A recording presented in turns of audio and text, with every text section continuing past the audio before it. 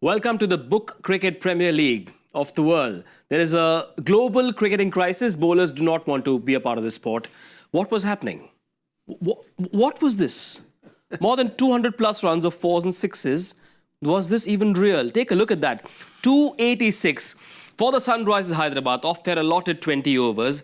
Ishan Kishan, debut on his SRH, 100 on his SRH debut. Travis Head, 67, thing of the past. Andre Klaasen as well contributing 34. And we were all watching, and we were all watching in absolute awe of what SRH had to offer. And we're going to talk about all that right here on Voltas Fresh Air Coolers presents Cricbuzz Live. Michael Vaughan and Simon Doull alongside.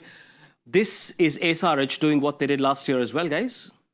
Simply phenomenal. I mean, Ishan Kishan, we gave him a good rap prior to the game starting, but what he's done today is just a glimpse of what we know he's got. And we talked about earlier, what is he, fifth or sixth in line perhaps at best for an India white ball lineup?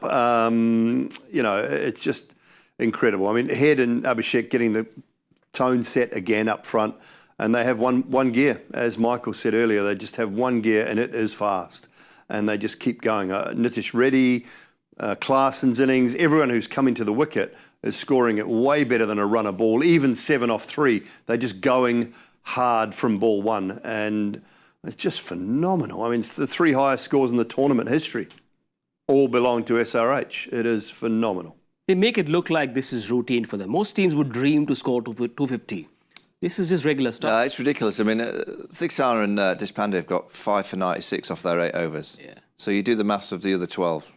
190 runs have come off 12 overs. I mean, the way that the players strike it these days is phenomenal. The one thing I'll say about the Rajasthan attack, it's just too predictable. You know, it's an attack that they've got no mystery. Sixana is a better bowler than even that we saw today. I thought he was used poorly in the power play against the 2 left-handers. He's got the ability to go either way. He was just bowling the ball, going away from the outside edge. They were just cutting him over the offside. Yeah. I know we're early into the IPL this year, but I fear for Rajasthan. They look like a team that many of the other sides have been looking at going, that's an attack that we can properly get. We will get to RR's bowling performance or the lack of it, but Ishan Kishan, 11 fours and 6 sixes. We spoke about how he is one of those point-to-prove kind of players this season. And with this 100, he told the selectors, Rohit Sharma, Ajit Agarkar, also possibly MI as well, that, listen, I'm here. Don't you? Oh, that celebration wasn't just a celebration for 3 figures today. That was a celebration maybe to Mumbai, maybe to the chairman of selectors, maybe to Rohit Sharma, maybe to the whole of India, maybe to the whole of the world, just to say, look, I'm a decent player. Yeah.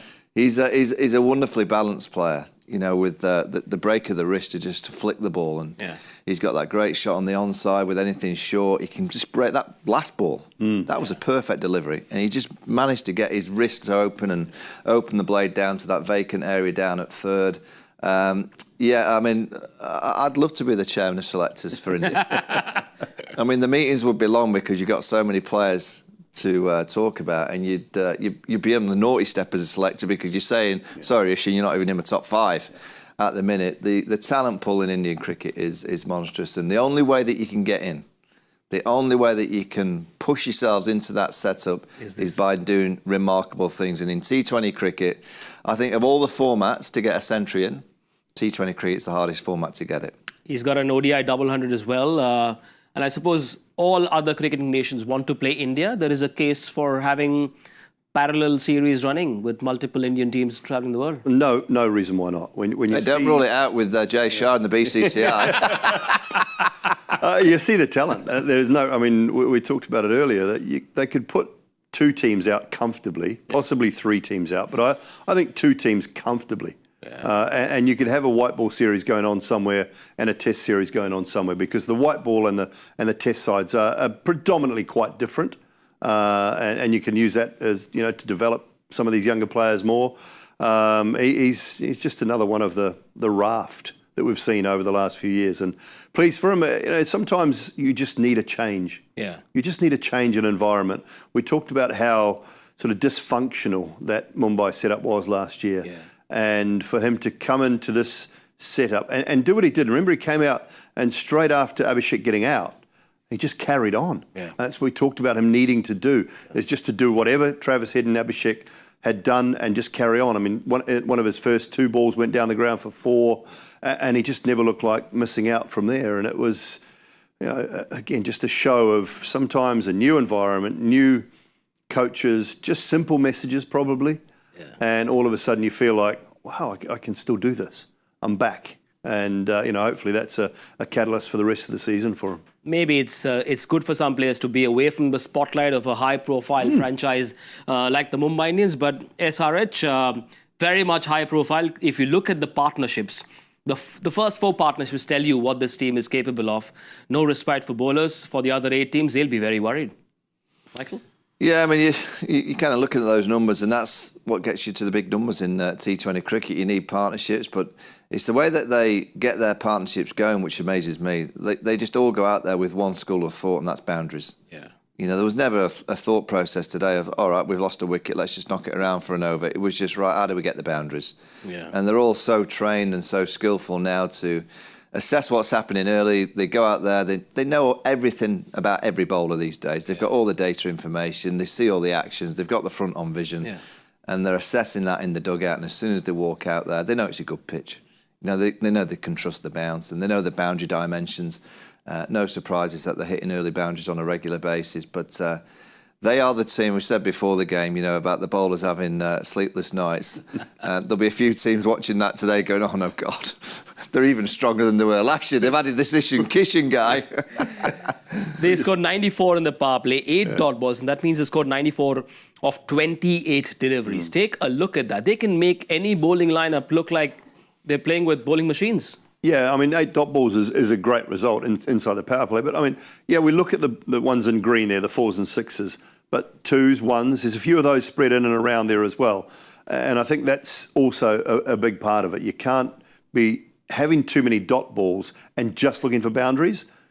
If boundaries your first option, 2's your next, or 3, and then a single's your sort of your last option, but they're still getting those 1s and 2s in between the times, and I think that's what propels you from the 220s, 230s to 270s, 280s. So I think that was a good part of it as well. The running between the wickets was really good too. Yeah, Travis said, we've got to talk about him, 64 of 31. You don't get him out early, he will punish you. Yeah, I have him as the most dangerous opener in the world. I think he's such a dangerous player. That's why I was surprised that they didn't use Jofra Archer in the first 2 overs. They used Faruqi, which he swung a couple in that first over, and then they went to the spinner for that second. With Jofra Archer's record against Travis Head, I'm staggered that they haven't thought, wait a minute, Jofra, we're just going to throw you against Travis Head, against Abhishek Sharma. You're the kind of bowler that could go bang, bang, get us an early one. By using him down the back end of the power play when they're set and they're ready, it's not easy. It's not easy to come on and bowl to those 2 styles of players when they're in the set. So I think Rajasthan didn't quite get their tactics right, but it's so hard to bowl to a batting unit. And you look at their kind of method, it's a very aggressive method, but they're all confident. They're all in great form. And to play like that, you've got to be in such a good state of mind and very confident in everything that you're doing. And to get off to that kind of start in the first game, as I said before, it's going to be a few sleepless nights for a few bowlers around the IPL. It's a tough outing for Riyan Parag as captain. He's captain only for 3 games, remember, post which Sanju Samson comes in to take charge of this team. The way he used his bowlers, could he have done anything different, or does he just doff his hat off to some incredible ball striking from SRH? Some great ball striking. I'm totally with Michael. We talked about it prior to the game. Jofra Archer should have bowled with the new ball. Yeah. He should have bowled over number 1, if not over number 2. Just with his record against Head and the ability to maybe just get a little bit something more out of that new ball. I thought Deshpande was good. Yeah. He's got some good changes of pace, a couple of really good short balls at the right time, particularly when Nitish Kumar came out to bat. So I thought he was pretty good. Tikshana okay. Look, it's just a bad day for Jofra, but when you're not bowling at full pace, and we talked about it as well, he's a 150k bowler. He's at 135, 140. At the moment, not getting through the crease. And as soon as it starts to go wrong for him, you can see him. He gets insular. He goes inside himself, and almost it's very difficult to talk to him in that stage. And you can kind of see his mind ticking and going, I either want to be out of here or I want this over and done with. And it makes it very difficult for him to get out of that little slump that he's going through in a game, or for the captain or someone to talk to him as well. And when you're going around the park as a unit, you feel under enormous amounts of pressure. It's not easy. 4 overs, 76, the most expensive spell in the history of the IPL. The IPL has never really worked out for Archer. Have teams overestimated what Archer can do in this format? I don't know, his numbers aren't bad. You know, he's got decent numbers in the IPL. I mean, he's just... if this was a first game and he'd not been playing for a few months, I wouldn't be concerned. It's T20 cricket, anyone can be got. But because I'm looking at what I saw him against India and what I saw in the Champions Trophy, I have concerns about Jofra. You know, as Doull said, he just doesn't seem to be attacking the crease. You know, when you see a good bowler and a quick bowler, the run-up, it's aggressive, you know, and they're hitting that crease and it's, come on. And watching a bowler in an action, it's almost like he's almost scared to release the ball. Whether it's that elbow, I'm not too sure. Whether he's just lacking in confidence, it might be that. But, you know, I worry about Jofra Archer in terms of his longevity in the game and going forward, particularly if England's thinking about playing Test match cricket, because his body or his mind, there's something not quite right. You know, he's not snappy in the crease. Again, I always will go back to that spell that he bowled at Steve Smith, and I know that might be just a one-off, but he ran in and the snap and the release and the flick of the wrist, it was like, oh, that's pure.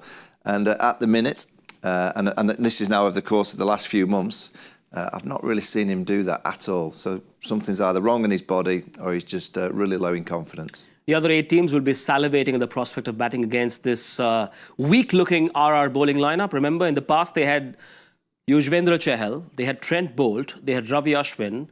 They couldn't retain them or buy them back in the auction. Clearly, a little bit of the blame must go to those who were at the auction table, or are we reacting too soon? It's a long tournament. Does this group have it in them to fight back? I don't. When you look through it, you wouldn't say it was the strongest looking bowling lineup of the tournament by any stretch. So they've got concerns. As I say, Deshpande I thought was good. If Archer doesn't fire for them, where do they go?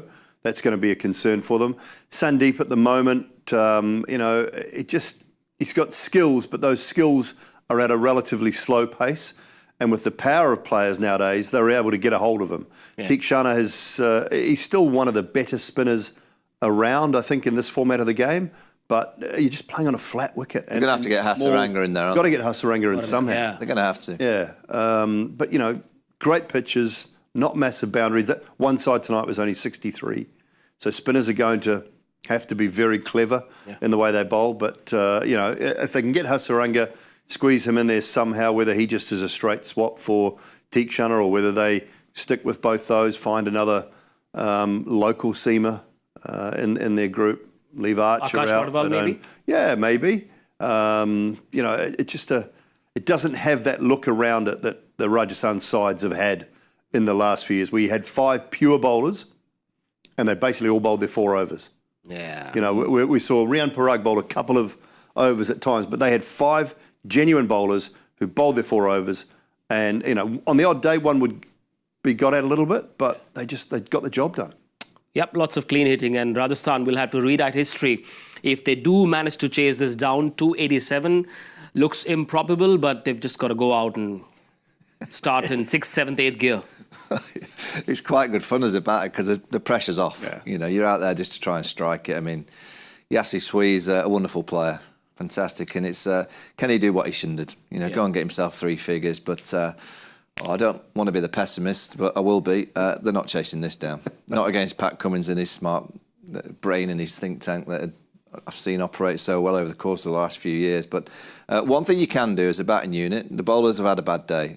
A batting unit can go and get 200, 230, go and get a big score, and at least get yourself in a... If the batters get bowled out for 120, 130, just trying to whack it to all parts, well, really, they're getting on the plane and disappearing out of Hyderabad thinking, oh, we've got absolutely nothing out of that game. Just make sure you get something out of the batting department because the bowlers will need a bit of loving later on. They'll need a bit of ice on their egos because they've been damaged royally. But make sure that the batters just go and have a nice strike out. Net run rate comes into the picture as well in the second half, so they've got to make sure they don't lose by a big margin. Make a match of it. Sanju Samson has come in as expected as the impact sub, and him and Jaiswal will want to go out all guns blazing against a lineup that has Shami and Cummins. All of us got our predictions wrong once again. Yeah, we're None only of a us little bit thought short. 286. We're only a little bit short. Oh, yeah. What do we go with? Power play scores. Oh, goodness me. I mean, they've got to go, don't they? They've got to go. So I'll say 74. I'm going to go 66. Okay, I'm going to go... Don't go in the middle. I'll be brave. 57. Oh, Not bad. For 3. You guys and girls can leave your predictions as well in the comments section. Make sure you join us once again on Voltas Fresh Air Coolers presents Cricbuzz Live at the end of it. Bye for now.